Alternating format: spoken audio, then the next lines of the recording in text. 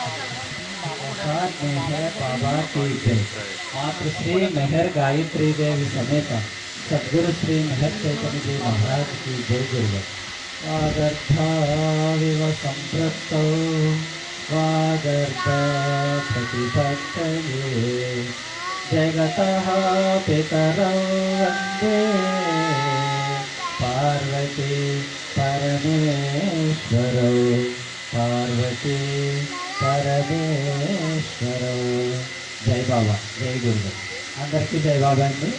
ముఖ్యంగా యుగ అవతార పురుషులైనటువంటి మెహర్ బాబా వారికి ఈ అవకాశం ఇచ్చినందుకు, శక్తి స్వరూపిణి అయినటువంటి మెహర్ గాయత్రీదేవి వారికి, చైతన్య స్వరూపులైనటువంటి సద్గురు సార్వభౌములైనటువంటి సద్గురు శ్రీ శ్రీ శ్రీ శ్రీ మెహర్ చైతన్యదేవి మహారాజు వారికి హృదయపూర్వకమైనటువంటి కృతజ్ఞతాభావాన్ని తెలియజేస్తూ, జై బాబా ప్రణామాలు తెలియజేస్తూ, ఉదయం నుంచి కూడా అందరూ చాలా చక్కగా గురుదేవుడు అందరిలో ఉండి చాలా చక్కగా ప్రేమ గురించి, మన జీవిత విధానం గురించి ఎన్నో విషయాలని, ముఖ్యమైనటువంటి విషయాన్ని తెలియజేశారు. అలాగే మనం ముఖ్యంగా సద్గురువుకి విధేయత పాటించాలి. మనం దానికి ఎన్ని తత్వాలు విన్నప్పటికీ, అంటే వినకూడదు అని కాదు, గురుదేవుడు తెలియజేస్తూ మనం ఇవన్నీ కూడా తెలుసుకొని వీటిని మన జీవితంలో ఆచరించడానికి మనం చేసుకుంటూ సద్గురువు చెప్పినటువంటి విధేయత పాటించడం ద్వారా, ధ్యానం చేయడం ద్వారా మనలోకి మనం ప్రవేశిస్తాము.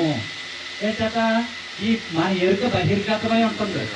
బహిర్గతమై ఉండి మనలో ఉన్నటువంటి ఈ అర్షడ్ వర్గాలు, సంస్కారాలు, స్వభావాలు, ప్రవృత్తులు అన్నీ కూడా మన సహజంగా అనుభవింపబడిపోతున్నాయి.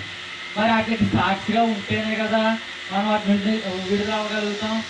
ఇప్పుడు కొన్ని తిరునాళ్ళు జరుగుతుంది, దాంతోపాటు మనం కూడా కలిసిపోతే ఏమి పూర్వఫలాలు ఏమి మనకు తెలియబడవు.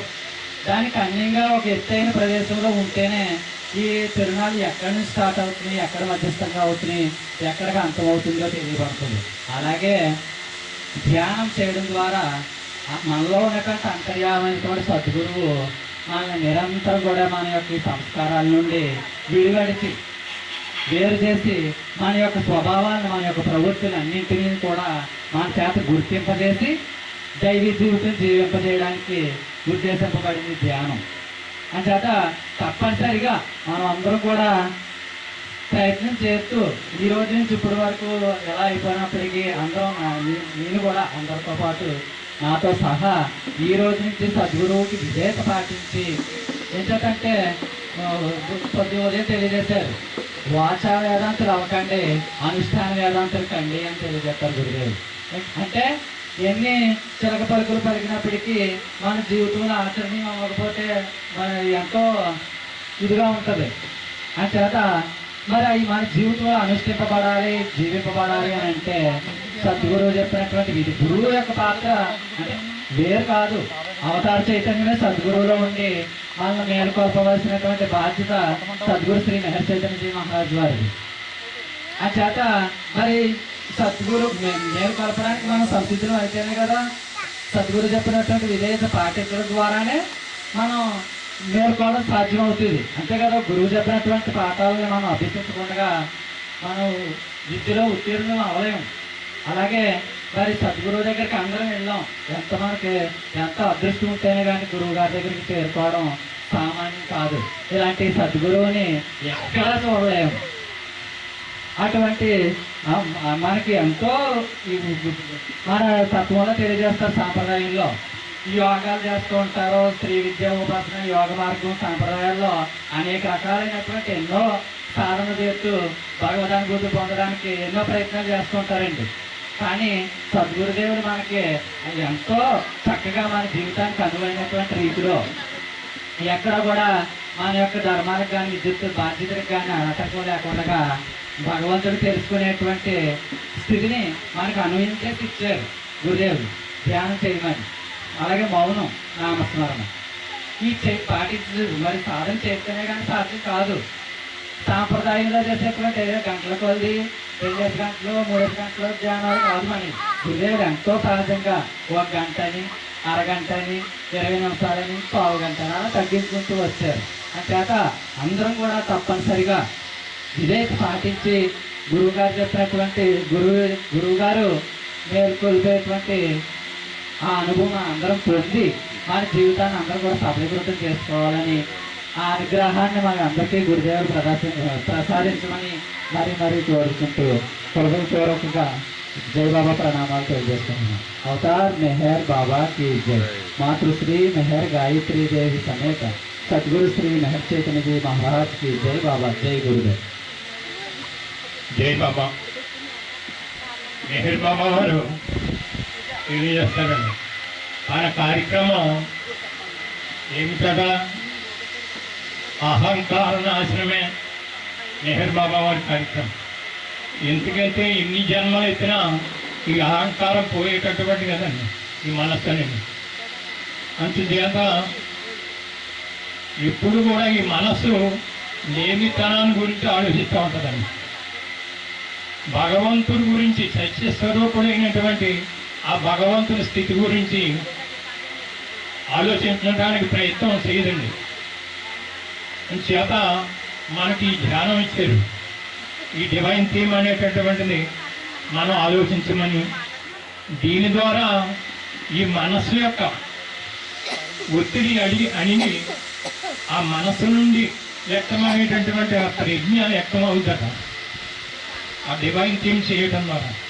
మనకి ఇచ్చినటువంటి గురుదేవులు ఇచ్చినటువంటిది ఏమిటంటే ఉదయం లేవగానే మంచం మీద ఉండి ఐం అనేటువంటి బీజం ఒక్క 3 నిమిషాలన్నా కనీసం భూమధ్య స్థానంలో ఉంచి పెట్టుకున్నట్లయితే అది మీకు మరలా ఆ టైం దాకా మీలో పనిచేద్దంటండి ఆ శక్తి. అది ఒకటి. ఇంకా 3 ఏం తెలియజేశారు, మనకు ధ్యానం గురించి తెలియజేశారు. ఉదయం ఒక అరగంట గంట, సాయంత్రం ఒక అరగంట గంట ధ్యానం చేయమన్నారు. ఆ ధ్యానం నేను చేయలేకపోతున్నామన్నా కూర్చోమన్నారంటే మళ్ళా ఉండి ఆయనే చేసుకుంటారంట ధ్యానం. మనం కూర్చుంటే నాకు ధ్యానం జరుగుతలేదు, ఇది ఎందుకు అది ఎందుకు అని అనుకోకూడదట. ఆ విధేయత పాటించాలట. అదేవిధంగా 9 గంటల నుంచి 9:15 వరకు మౌనాన్ని అవలంబించమన్నారండి. ఇంచేత సద్గురుదేవులు ఆ సమయంలో మనకు సహాయం చేస్తారట. అంటే మన ఆత్మగా జీవించేటటువంటి ఒక అనుగ్రహాన్ని మనం ప్రసాదించారట. అలాగే మనం నిద్రపోయేటప్పుడు మెహర్ బాబా మెహర్ బాబా మెహర్ బాబా అనే నామంతో నిద్రపోమంటున్నారు. ఈ గురుదేవుళ్ళు ఇచ్చినటువంటి విధేయత ఇవి ఎవరు పాటించున్నారండి? వాళ్ళందరూ విధేయత కలిగిన వాళ్ళే. ఈ ఎవరు పాటించలేదో వాళ్ళెవరు విధేయత పాటించలేదు అది జ్ఞాపకం చేసుకోవాలి. ఎందుకంటే ఈ జీవితాలు అశాశ్వతమైన జీవితాలు అన్నారు. ఒకసారి ఒక పేపర్ చూస్తూ పేపర్లో ఎవరికో ఉరిశిక్ష విధింపబడింది అని చదివారు. అప్పుడు గురుదేవుడు అన్నారు, మీ అందరికీ కూడా మరణశిక్ష విధించబడే ఉంది. వాళ్ళు ఎవరికో ఉరిశిక్ష వేస్తున్నారని మీరు అందరూ చెప్పేసుకుంటున్నారు. కానీ 6 గంటల ముందు మీకు ఉండొచ్చు ఆ శిక్ష. అంత అల్పమైనటువంటి జీవితాలు. అందుచేత మీ అందరికీ కూడా మరణశిక్ష విధింపబడి ఉంది. అది మీకు తెలియదు, మాయ అది తెలియనివ్వదు. ఇంచేతంటే ఈ మనసు మన ఎదురుగా ఎంతమంది పోతున్నా మనం సత్యం నిత్యంగా ఉంటాము అని అనుభవం చేస్తుంది. ఇప్పుడు కూడా మనకి మనం పోతామో అన్ని మాట మటుకు అంటాం తప్ప ఈ మనసు ఎప్పుడు మనం శాశ్వతంగా ఉండిపోతామని అనిపింపజేస్తాం. అందుచేత ఈ మనసు ఎప్పుడు లేమితనాన్ని గురించి ఆలోచిస్తూ ఉంటుందండి. అందుకు ఆ దైవం గురించి మనం ఆలోచించాలి. అందుకే గురుదేవులు మనకి ముఖ్యంగా చెప్పింది ఏంటంటే నీ నిజాత్మగా ఆయన ఆరాధించు. నీది నిజ స్థితి. మెహర్ బాబా వారు ఇచ్చినటువంటి ప్రార్థన మనకి ఇచ్చారండి. ప్రార్థన చేయమని నీకు అన్యమైనటువంటి దేవుడి గురించి చేసేటటువంటి కాదు ప్రార్థనది. నీ నిజస్థితి గురించి నువ్వు చేస్తున్నావు. నా శరీర ప్రాణ మనస్సులకి ఏది ఆధారమై ఉందో ఆ నిజమునికే భగవంతుడు. అది నాలోనే ఉండి నన్ను జీవింపజేస్తుంది. అదే నేనే ఉన్నాను. సోహం అంటే అదే నేనే ఉన్నాను. ఆత్మ నేనే ఉన్నాను. ఆ ఆత్మే మనల్ని అనుగ్రహించడానికి అవతారుగా సద్గురువుగా వ్యక్తమైంది. అలా వ్యక్తమైనటువంటిది అవతార సద్గురువు మనకు అన్యమైనటువంటి వ్యక్తి కాదండి. మన నిజాత్మే అక్కడ వ్యక్తమైంది. మన నిజాత్మగా స్వీకరించమన్నారు. ఆ ప్రార్థన కూడా మన నిజాత్మకి సంబంధించినటువంటి ఒకసారి జ్ఞాపకం చేసుకున్నాం మన నిజస్థితి గురించి. ఆ ప్రార్థన తర్వాత రెండో ప్రార్థన ఇచ్చారు, ప్రభు మెహర్ మమాని. అది అవతారు. మన నిజాత్మే అక్కడ అవతారు కింద వ్యక్తమైందండి. దాని గురించి ఇచ్చినట్టుగా మూడో ప్రార్థన సద్గురువు గురించి ఇచ్చినట్టు. మళ్ళీ ఆ సద్గురువే మనకి కేంద్రమై మనకు సహాయం చేస్తూ ఉంటారండి. తర్వాత మనసు గురించి ఇచ్చింది. ఇది నేను పశ్చాత్తాపడుతున్నాను, చేయకూడని పని చేస్తున్నాను అని మనం ఇలాగ బాధపడతాం కాదు. ఆ చేసేటప్పుడు అవి ఎరుకుతూ ఉండాలంటే ఈ ప్రార్థనలో నువ్వు ఏ ప్రార్థన చేసినా నువ్వు నోటితో ఏది చేస్తున్నావో నీ ఎరుకులో ఉండాలట అది. అంతేగాని ఒక తంతు కింద నేర్చుకోవద్దు అన్నాడు ప్రార్థన. మనం అలవాటు చేసేసుకుంటామండి. అంటే ఓ పర్వతి గారు అంటాం, ఏదో ఆలోచిస్తూ ఉంటాం. మనకి ఎప్పుడు జ్ఞాపకం వస్తుందంటే ఓ మెహర్ బాబాయ్ ఇంత మహే అన్నక్కడ జ్ఞాపకం వస్తుంది. ఈ లోపల ఇది ఒక తంతు కింద వెళ్ళిపోతూ ఉంటుంది. అలాగే అలవాటు చేసుకోవద్దు అన్నాడు ప్రార్థన. నువ్వు కొద్దిసేపు చేసినా నీ ఎరుపు ఉండాలి, అది ఎందుకు చేస్తున్నాము అన్నది ఉండాలి. అలాగా ఆశించమన్నారు.